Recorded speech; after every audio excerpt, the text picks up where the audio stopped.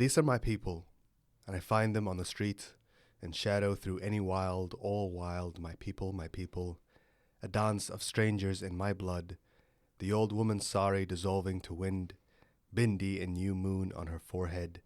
I claim her at my kin and sew the star of her to my breast. The toddler dangling from the stroller, hair a fountain of dandelion seed at the bakery, I claim them too.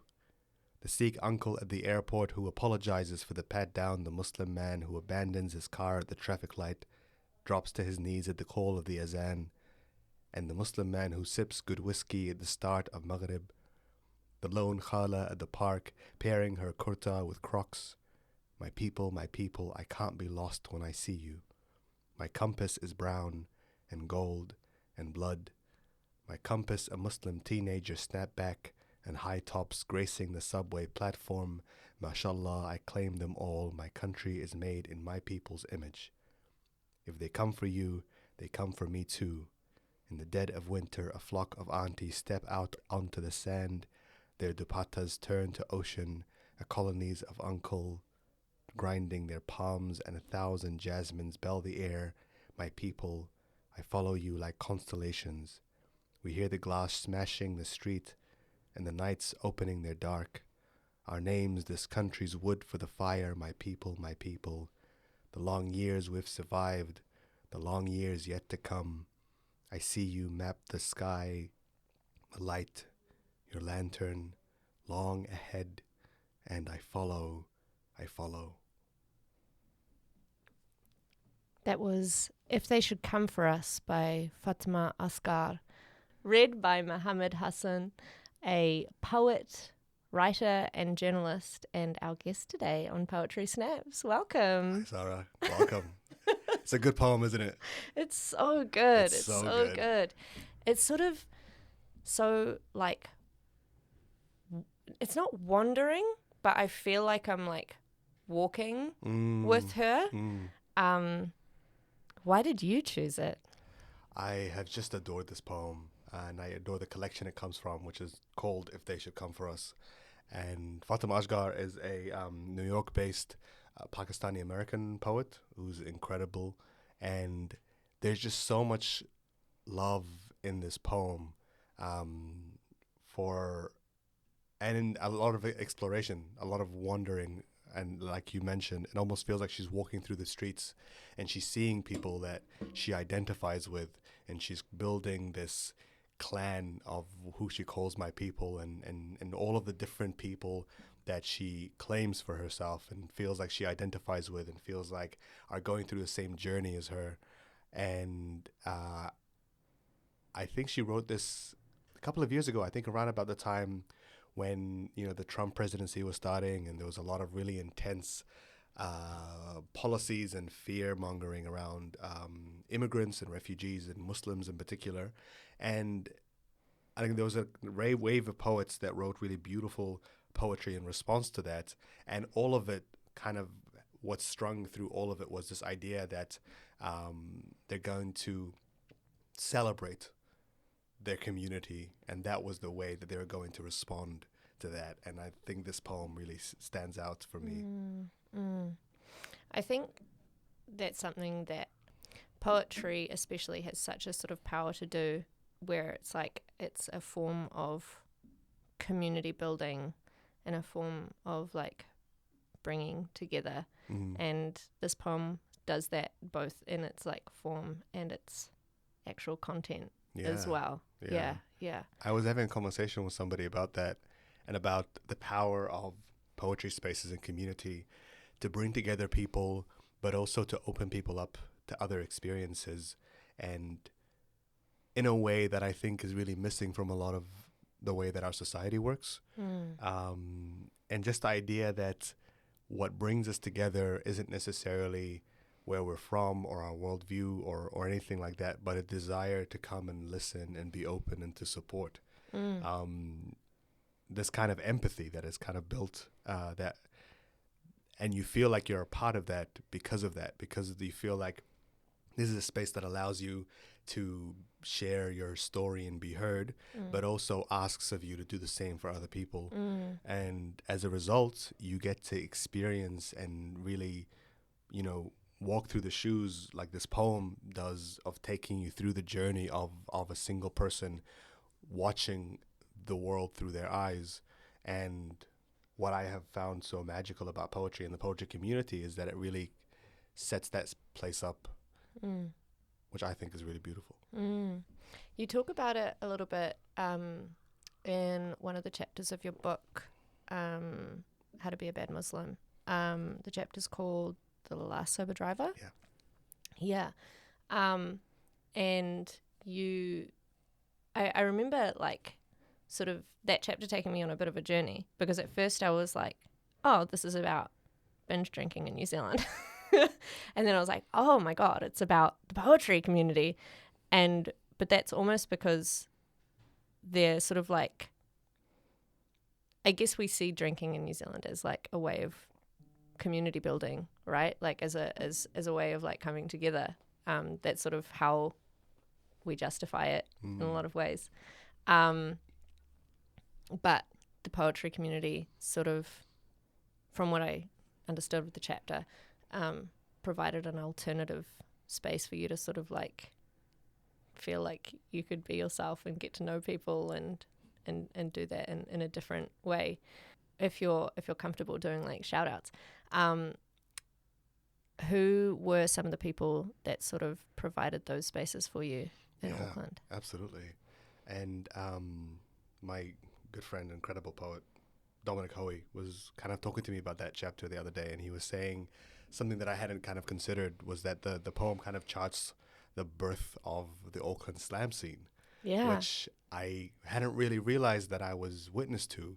And it really coincided with the time that I was getting into poetry, and that a lot of spaces that exist now and a lot of the people that helped shape those spaces kind of came together at that moment in time.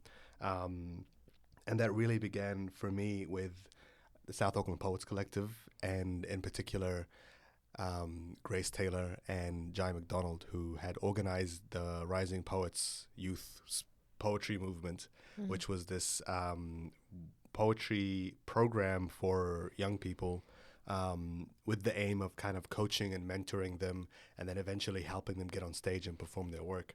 And I had gotten into poetry before that, and really felt a kind of disconnect with the poetry that I wanted to perform and the poets that I'd met, but with also the spaces where a lot of that stuff was taking place, that I didn't always feel like I was welcomed in or comfortable in.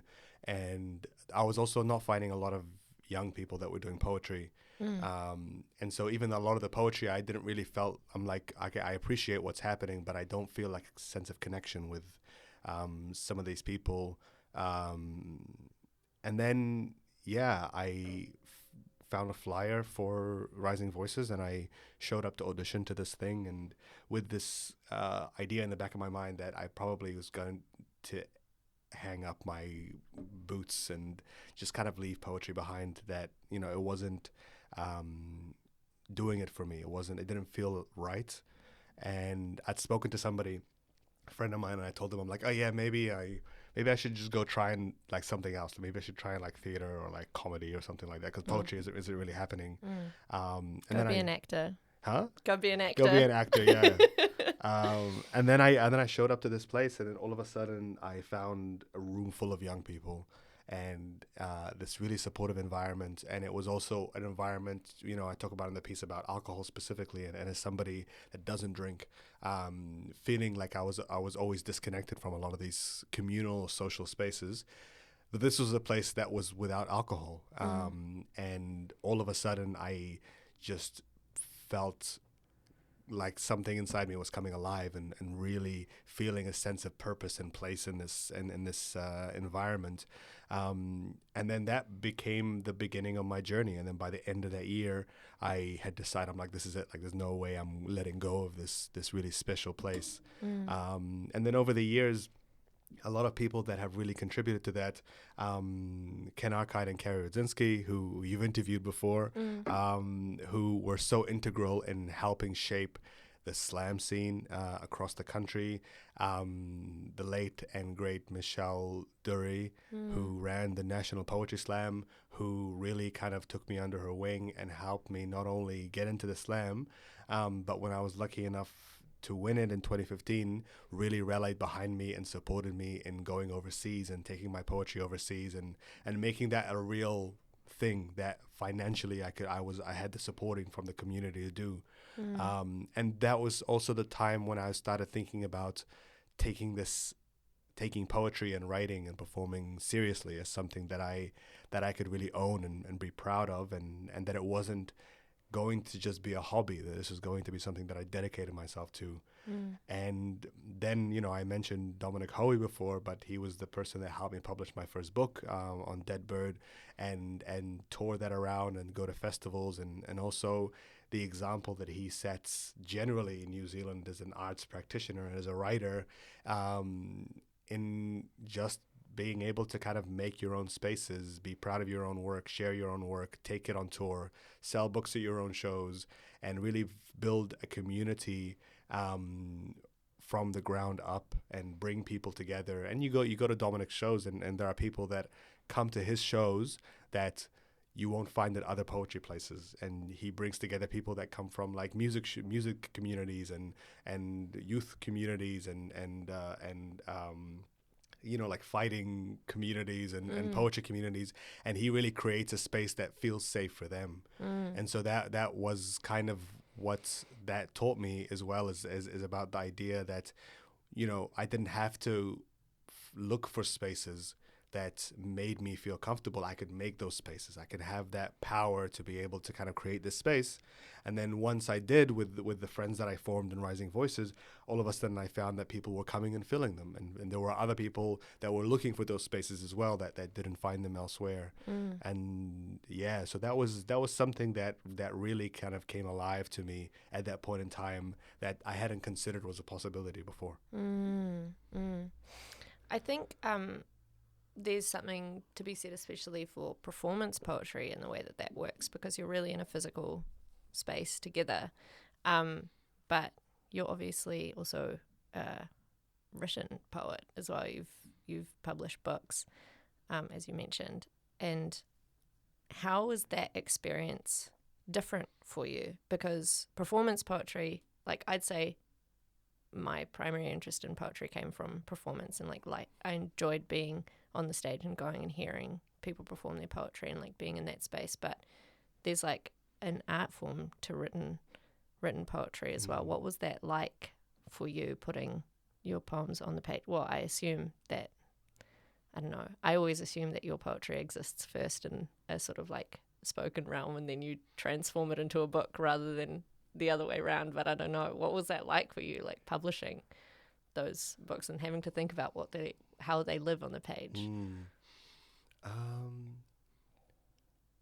If I'm honest, I don't think I spent that long thinking about it. I know there's a really intense debate that has always raged about performance versus page poetry, and you have people that kind of are really highbrow about page poetry and say that like what you do on stage isn't really poetry, or like this is kind of like a lower art form, or something like that. And I feel like over the last couple of years that idea has kind of been dispelled a little bit by a bunch of just awesome spoken word and performance poets publishing their work and really owning that space, and not really caring about those limitations. There is a kind of poetry that exists on the page that is uniquely for the page, that explores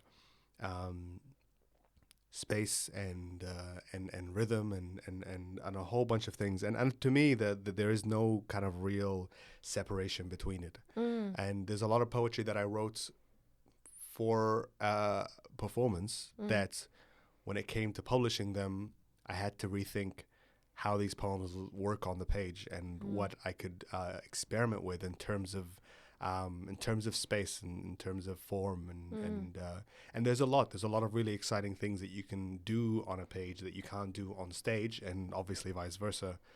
And I think when I came to do my first book, um, I thought about also the kind of poems that I would write for the page, that I wasn't writing for a performance. And so there are obviously aspects of what works well on a stage and what works well on a page.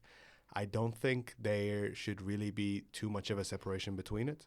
I think when it comes down to craft, I think craft is really important as a writer, as any writer, that you should constantly think about challenging yourself and your own writing. But that, I mean, some of the country's best poets are people that have no problem being on stage or on the page. And I think of Tusiata Avia, and who is one of our greatest treasures when it comes to poetry, being also one of the best performers of poetry that I've seen. And she's performing the same poems that you read on the page. And so there isn't really anybody that could tell Tusiata that what she does on stage is different to what she does on the page. It's the same poem, but there's a craft in performing. And I think it's really important that we kind of like are proud of that tradition, that performance is part of the craft. And I talk about this a lot with people, but I, as an Arab, as somebody of an Arabic background, I come from a long tradition of poetry, and that poetry being an oratory tradition, that the Arabs, even if you go back to like the Bedouins, they would compete against each other in what we would call today poetry slams, and they would compete in not their ability to perform a poem, but in their craft and knowledge and depth in their language itself, in the Arabic language. But all of their poems were written to perform. And so the performance of it was an important aspect.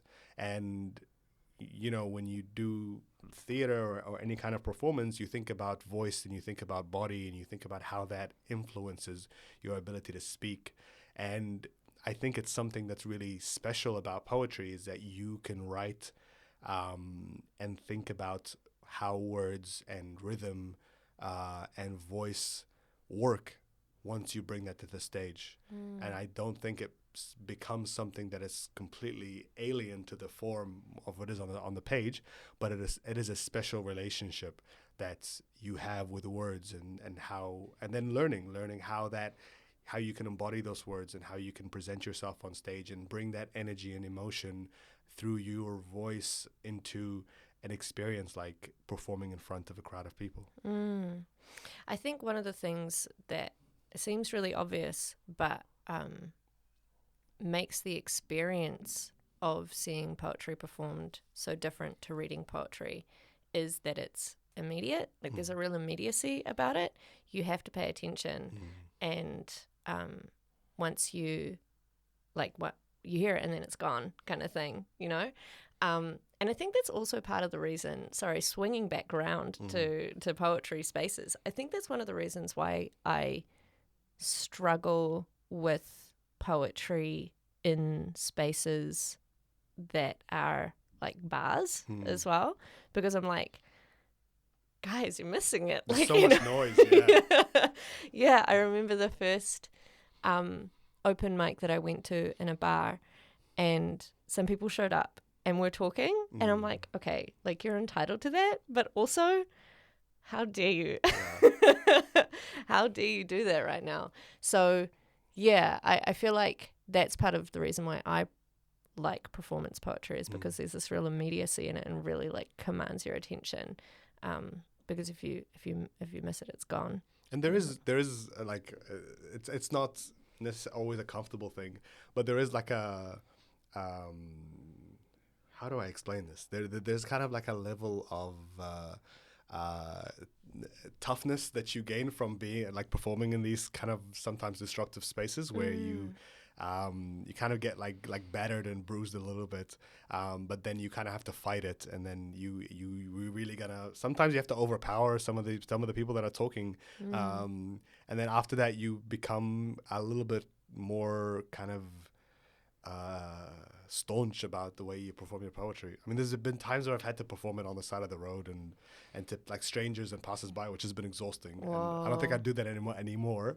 Whoa. But it definitely teaches you something about your, you just have to be confident on stage and really believe in your own words, and it doesn't matter if people are going to be receptive to that or not. Like it's definitely like a kaupapa that poetry spaces specifically do try and nurture the idea that you can be there and you're going to be held and supported, and it's really important. But there's also been spaces where I've gone to, when I went to the States and I was performing poems about being Muslim and Islamophobia and U.S. foreign policy and stuff. Like there were clearly times that people were just not having it. Like they were really not interested, really not happy with what I was doing, and that was not comfortable. But I also I learned that I had to just like power through, and then just kind of do it and just be like, I'm going to own this space and I'm not going to care whether you agree with this or not. I believe in what I'm saying, and that is going to be what's going to help me to push through this performance. But it is exhausting. It's not fun. I had an experience, not the same, because I wasn't performing as such. I was doing like writing poems on the street sort of thing. And a certain local politician, or someone who wished to be a local politician, came by and... Are you going to name and shame? No, just because he's got a fair bit of money and I don't. Oh, fair enough. We can talk about it afterwards. But he came and he took some photos and put it on social media about like, this is where your taxpayer dollar is going. Really? Yeah. And you couldn't see my face in any of them, but you could see my name. And he was like, he was like, oh, she's like he called me like the G word as well, like in social media, like a traveler. What an asshole. Yeah. And I was like, what is going on? But then I looked at the comments and so many people agreed with him and were like, just very, like, some of it was like, we shouldn't be spending our money on arts, but some of it was also just like, poetry is rubbish, blah, blah, blah. And I'm just like, what the hell? And it just made me realize, like, oh yeah, that's right. The spaces that I'm in are like bubbles of protection for me, Yeah. But it kind of, possibly to his dismay, it kind of like reinforced it for me. I was like, oh, that's why I'm doing this, because there are still people out there who are like anti-poetry generally, but then also just like anti-voices other than rich white men. Yeah. It always makes me feel sad when people have those kinds of really intense views about poetry, because all it says to me was that like the schooling system when you were a kid never allowed you to kind of feel a sense of connection or catharsis or in literature, that it was something that kind of stopped you from. And I think people generally get angry at things when they don't understand them or they don't feel like they accept them. And because why would anybody have that kind of intense feelings towards poetry unless you kind of felt at some point in your life that you're like, oh, I don't understand this, I don't get this, and so I'm upset that and so this is stupid. But like at the core of it is that they just never got a chance to see themselves in it. And I think like not everybody's angry about it, but I think that's the vast majority of people, that they never really, I don't want to say vast majority, but a lot of people in New Zealand have never really had a connection with poetry that's meaningful. Like often it is just, my classic is Catherine Mansfield at high school. Like, they read a poem and they analysed it and they wrote about it in the exam because they had to, and that's like it. That's the only connection that they had. That's it. And like no one, I mean, yeah, I had a similar experience with Catherine Mansfield where it was like some of it I kind of like, I was into, but then at no point in time was there a conversation about like, why is this important? Like, what is the purpose behind this? It was, and I had like amazing English teachers who are the reason that I'm still writing today. And then I had other English teachers who just kind of like was like, okay, here's the text. You got to read the text, and then you got to write about the text, and here's what a metaphor is, and then that's it. Like, get out of here. And if you're not, and if you're just reading like poems about winter and spring and and you're not getting any kind of coaching to be like, okay, here's how you read a poem, here's how you see yourself inside of it, here's how you respond. It's very difficult. And I think when I had teachers that allowed me to do that, that allowed me to be like, okay, cool, I can write a poem in response to this, and I can and it's not, and like, it doesn't have to look the same way, and I can talk about myself, and I can kind of have poetry that is confronting and surprising, and that was a really good way to access what poetry essentially is, which is just a space to be able to talk about ideas and to examine life and the world. When did you learn about the Arabic history of poetry? Because you were telling, like you were saying before, when did you learn about that? Like at high school, were you able to make the connection between the poetry that you were reading and be like, hey, there's Arabic poetry too? Like, was that at that part of your life, or was that not really till later? You know, we had when I was growing up here, we had like Sunday school, and it was just like a community space that where all of our moms got together and they like taught us Arabic and stuff. And so we got like some of the texts that like kids our age back in Egypt or in other countries were studying, and there was a lot of poetry in that. And in the Arabic world, there's a lot of poetry that is very embedded in like how in the education system, and poems about like nationalism and like history and all sorts of stuff. And there's a lot of poets that are like historical and cultural figures that most people get exposed to at some point. But it isn't until kind of later on that you start understanding how embedded that history actually is into the country. Because a lot of the poems that you study when you're growing up in Egypt are kind of like poems about how great the government is or how great the prime minister is, and it's very, very like propaganda, basically poetry. Yeah. Which, I mean, historically, you know, a lot of poets were essentially, you know, employed by the state wherever they were to write poems that made everybody feel good about themselves. And then the other strand of that was kind of through my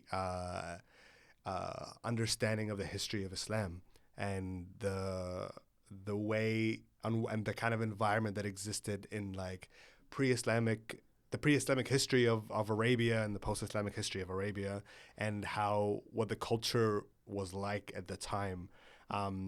Because I mean, when you're a Muslim, you kind of learn to read the Quran, and the Quran is written in Arabic, and it's written in a specific style of Arabic. And it was, and even scholars that come to study Islam have to study Arabic quite extensively before they can approach the text.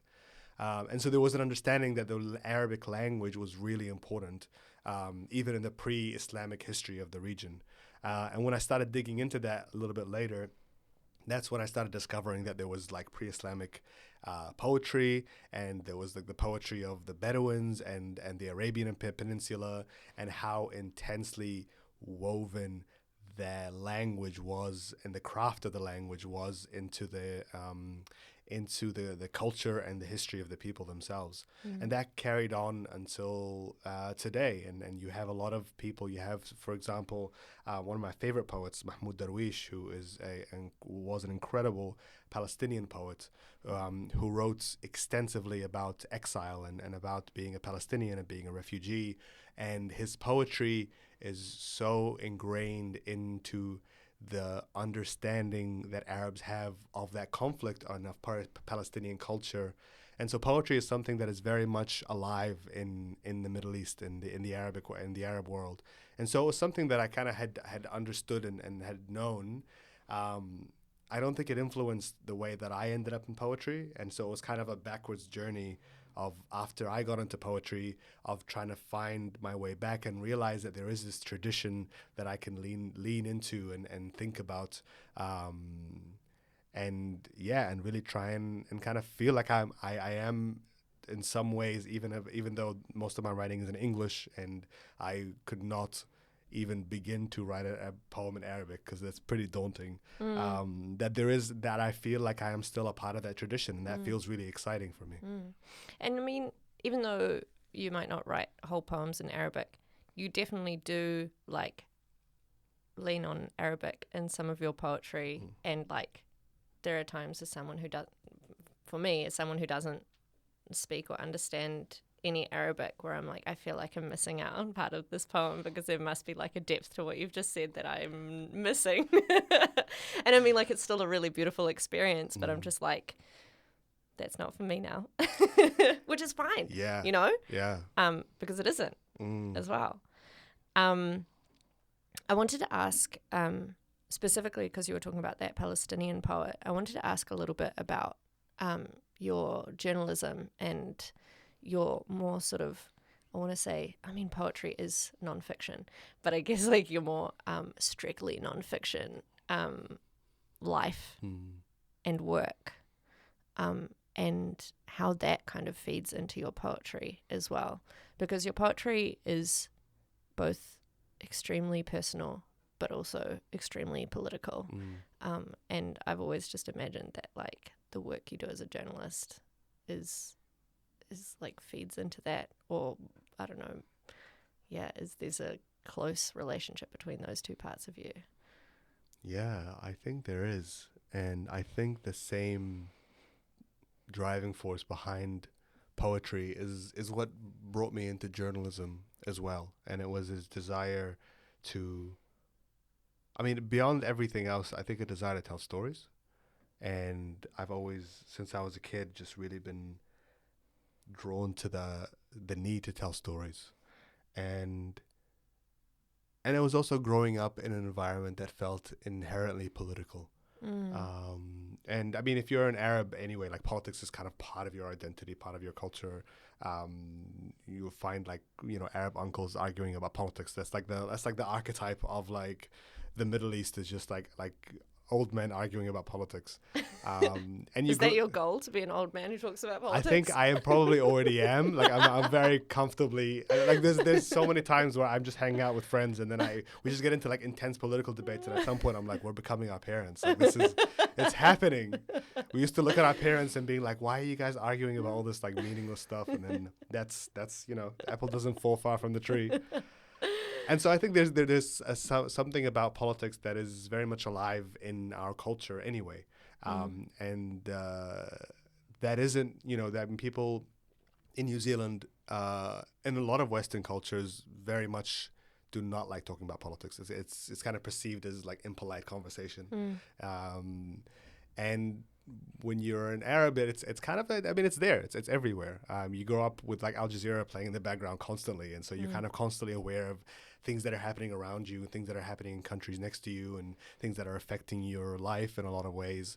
And then as my experience also growing up as a Muslim, in the war on terror, that inherently forces you to think about yourself as a political entity. And what happened, my experience growing up as a Muslim is that at some point, suddenly I was aware that my identity was political, even though I didn't think about it that way. I didn't consider being a Muslim as a political identity, but over the last 20 years, that's what it became. And then I started seeing the way the media was portraying my faith and myself and people like me and my community in inherently political and radical ways specifically.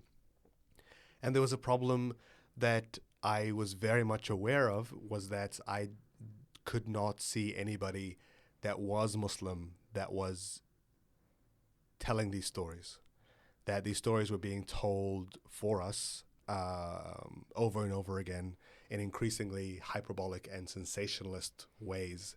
And it was affecting the real world that I existed in. It was affecting the way people were looking at me and my family, and the way that politicians were speaking about our community, and the way that we felt in our public spaces and public transport, and going to work offices and job interviews, and then airports as well, that you're kind of constantly aware of what your identity is. It's like having like a name badge that everybody can see all the time, and that forces you to think about yourself a lot and think about.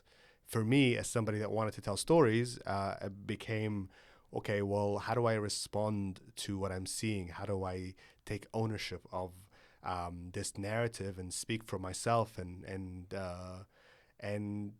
try and channel some of that frustration and anger that I felt growing up into something that was empowering. And when I found poetry, that was exactly what had allowed me to do. And I found that in journalism as well, because I realized at some point that I really wanted to be able to fix the way the media was portraying Muslims and the Muslim community. And when I entered into the workplace in a lot of these spaces, I realized that, oh, there's nobody else here there that comes from a Muslim background. There's nobody else here that understands the nuances of what being a Muslim is in New Zealand. And the only way that it was going to change was for Muslims to be able to speak. And that ended up forming a foundation for my work in poetry, but also in journalism. And then over the years, I've started seeing uh, them coming together in unexpected ways, and colliding. And when I started writing essays, I found it as a really um, interesting way to be able to meld both of these forms together and also speak about my experience in a non-poetic way, in kind of a much more direct way, but also without the need to for it to be journalism, for it to kind of because when I was also in journalism, I became very aware very quickly about the need to separate myself from the stories that I was telling.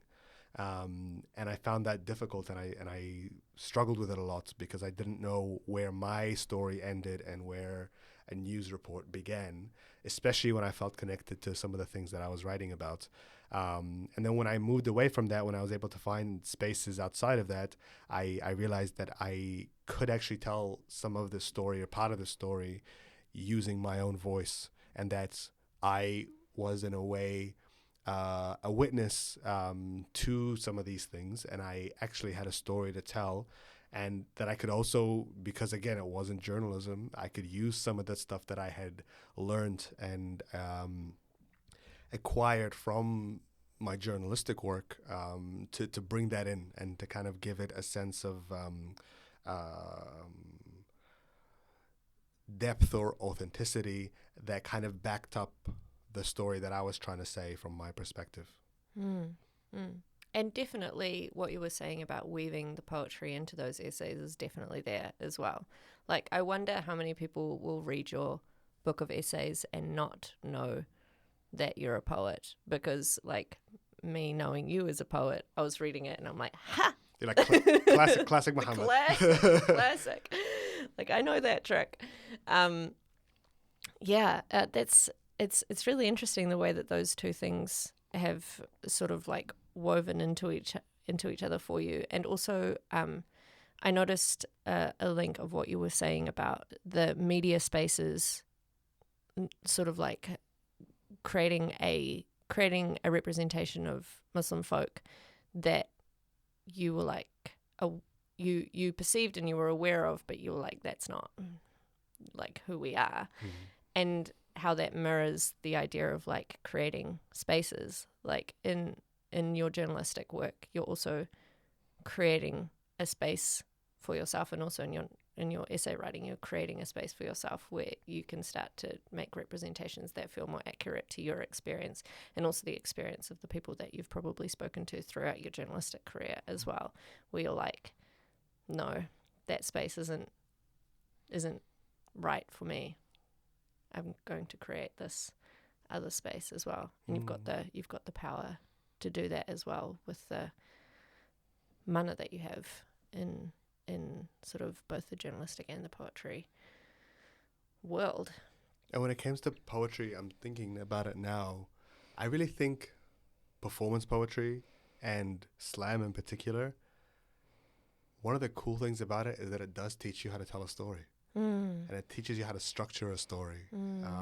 Because when you're writing for the stage and you're writing for an audience, And you're writing for 3 minutes. and you're writing for 3 minutes, it's a long time, you become very aware of the fact that, you know, you need to be able to carry somebody through a journey. And when you do that well is when people feel like they're like, oh, here we, like, I know where we started, and then like, where's this going, and like, oh, here we are, and all of this made sense now. And it's like a crash course in telling a story. And then it's really basic foundational things about tools about how to structure a story, how to tell a good story. And you know, there's like a classic, almost like cliche in slam poetry, where you have like the funny part, and then you have like a twist, and he comes, and you're like, and then people are like, oh my god, this was really trying to tell me a lesson, teach me a lesson this whole time. And you probably picked up on that, like reading the book as well, is that there's things where it's like where is this going, and then it's like, oh, there's a twist at the end. And that's 100% like a slam poetry tool. 100%. Sort of that, like, being able to come along for the ride. I actually had a dream the other night, which I've just remembered, which was exactly about that. I was performing poetry in a theatre, and I didn't know any of my poems. I was like, I don't remember any of my poems. This is it. And I'm like, all right, guys, I'm just going to freestyle. So I started this poem about a butterfly, and I can't remember what it was, obviously, because it probably wasn't a poem at all. But like, I took the audience on this like journey through like talking about gender roles and masculinity and stuff like that, and then I came back round and like made this like call about like being stuck in my cocoon, and like the whole audience was like literally on the edge of their seat, and then everyone's like, oh, and I was like, yes, I've cracked it. Oh my god, that sounds like a poem. That sounds like you need to write that poem. Yeah, exactly. Wait for the next slam. we know the twist now, though. You're giving it away. Damn it. I'll edit it out. Just bleep it. But yeah, it's interesting because, I mean, when I did journalism, the only real like storytelling tools, because I went straight into journalism after my degree, the only real storytelling tools that I had were formal writing tools. Like, I'd never really done much creative writing apart from at high school.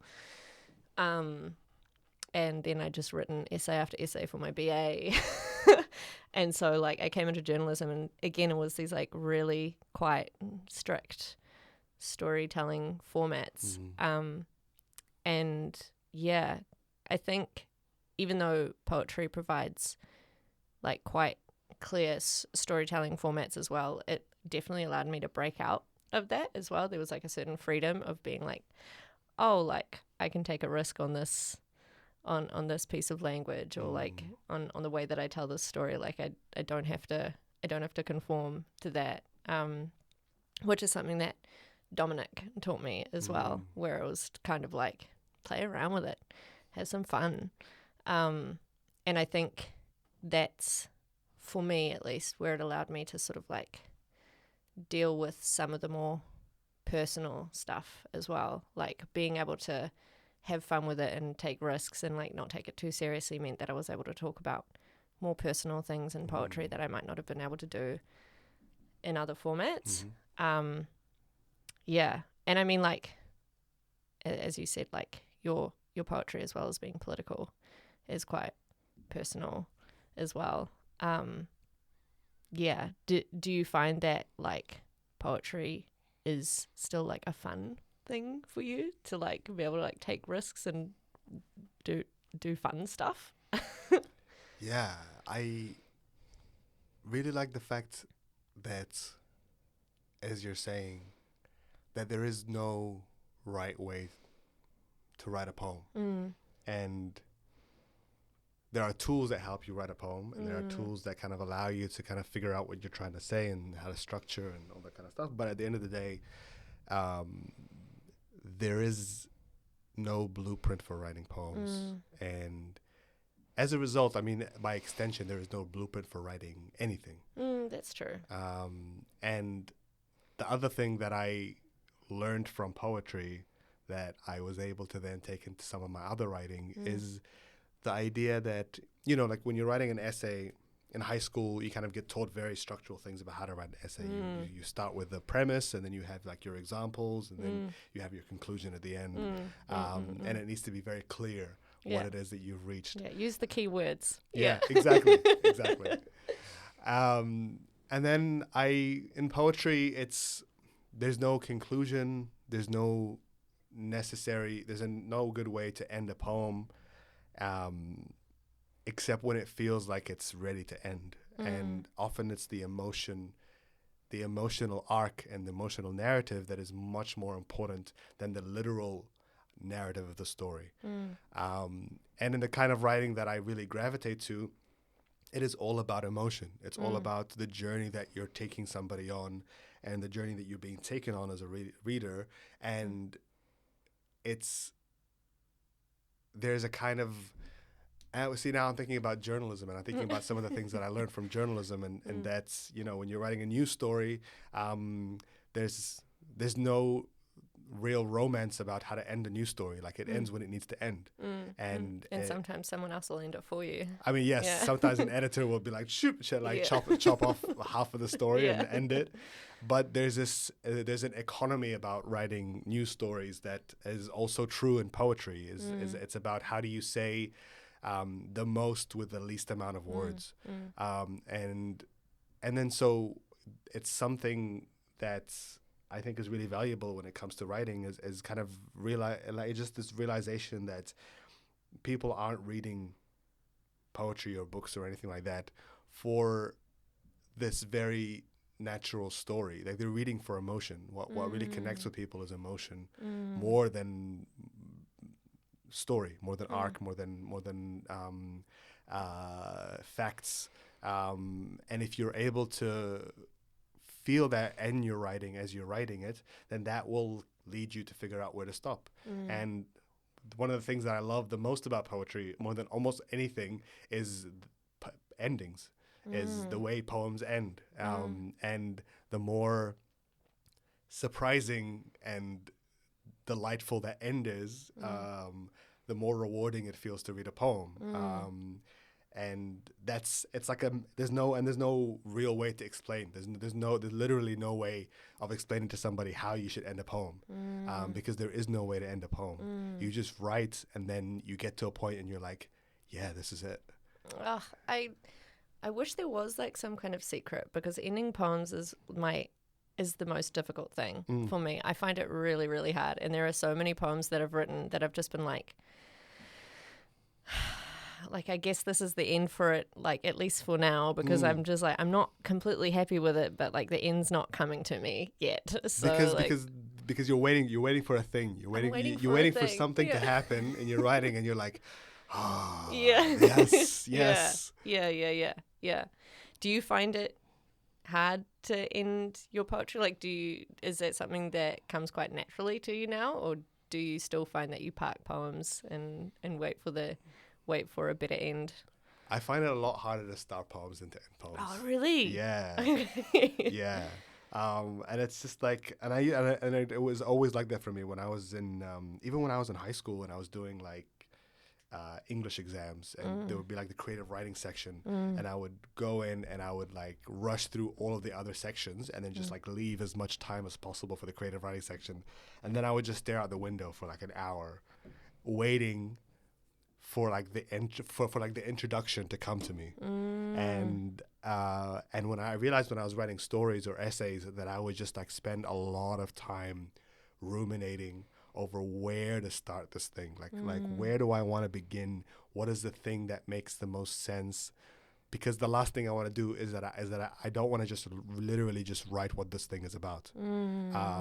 It always feels to me like I need to find something, and like I'm somebody that doesn't think in linear ways. Like I think in just like random jagged like metaphors and all sorts of things. I don't know what that is. I don't know what that says about my brain. but I'm constantly making analogies to things that just kind of that, and people are like, "Bro, what are you talking about? Like, what's?" I And I'm feel like that makes you a poet. I feel like that makes maybe you a that's poet. it, or maybe poetry is what this is what poetry has done to my brain. Yeah, or maybe that's what you're like. That's why you are a poet, because you think that way. Yeah, When people ask me like, "Are you a poet?" I'm like, "Look, it's not my full-time job, but this is how I think, and I feel like that. yeah. Like I see the world as a poet." So And that's something so beautiful about that, in that like poetry in its essence is a form that asks you to think about everything and how everything connects, and asks you to find connections in the world around you, and draw meaning and lessons from all of these things and connect them.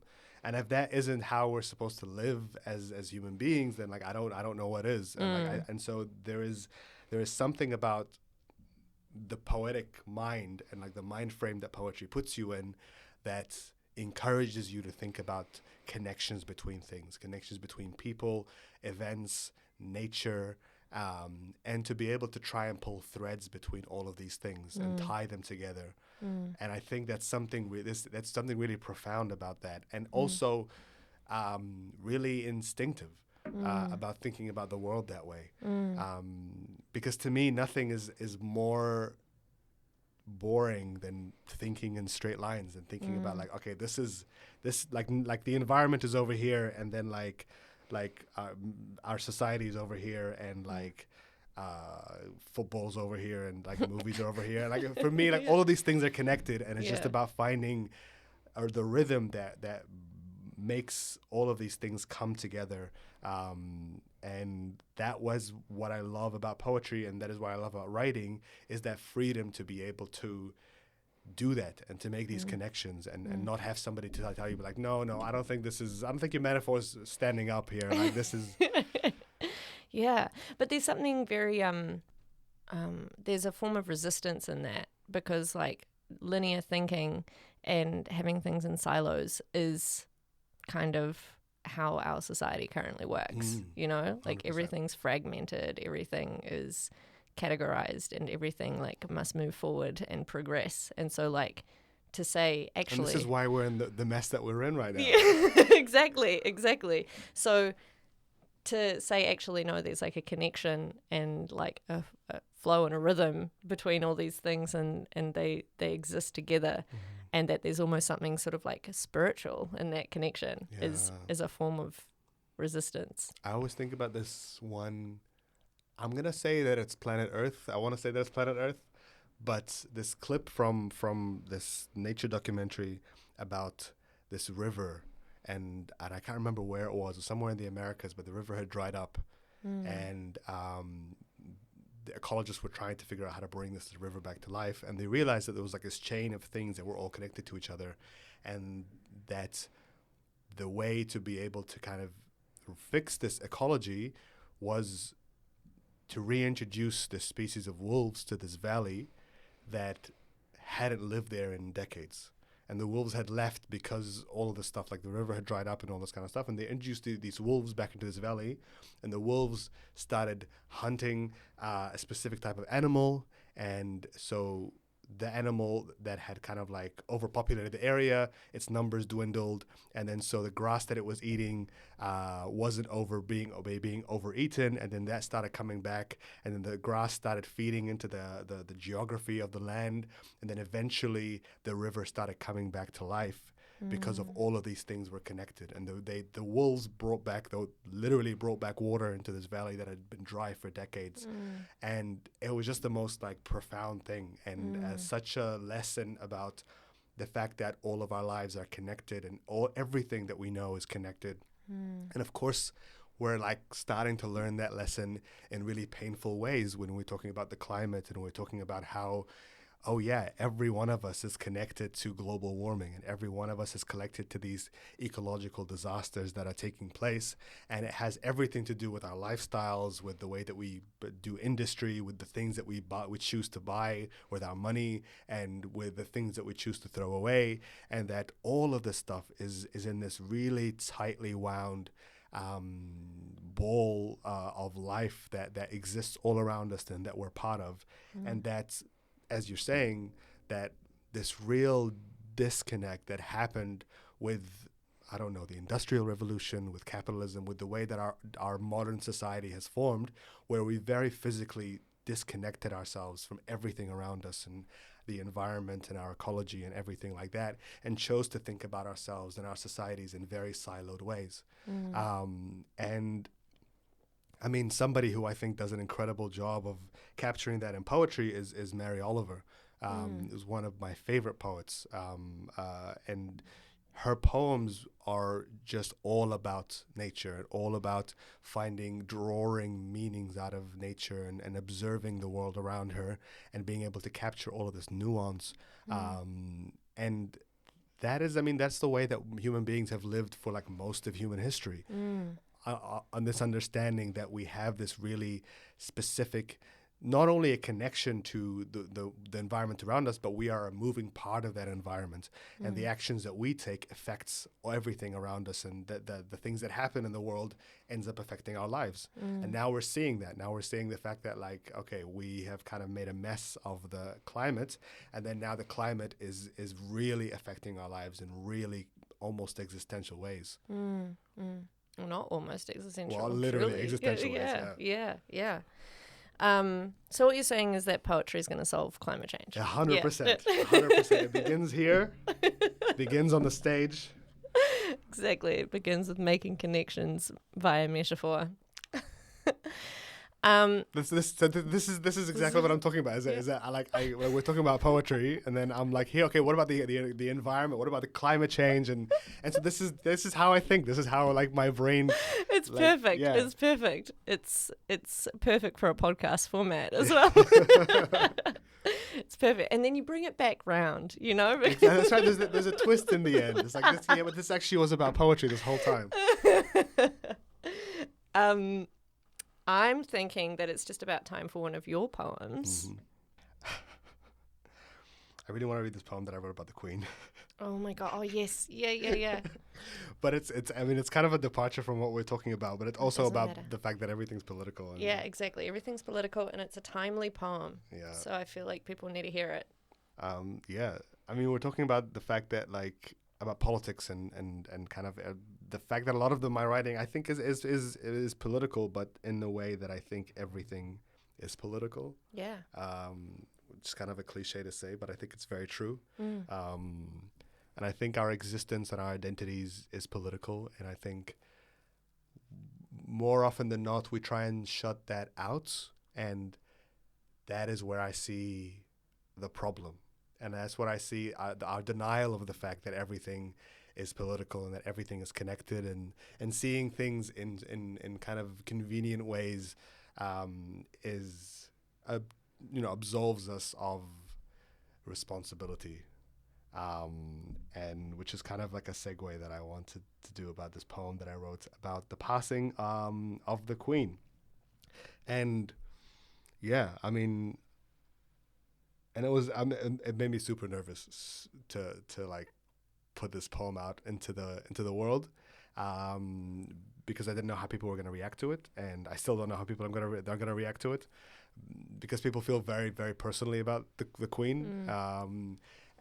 But it was this, and I'm not alone in this at all, but it was the idea that as soon as somebody dies, suddenly their entire life becomes this very rosy image of what we want the memory that we want to have about them, and that's a normal part of life, and it's cool when it's somebody that is like, someone in your family and things like that, but when it becomes somebody that is quite a consequential political leader, and somebody that is very much symbolic of a lot of historical trauma that a lot of people felt, and very much so. I mean, like it's we think about the Queen as being like a grandmotherly figure, and as being somebody that eats marmalade sandwiches and drinks tea and all this kind of stuff.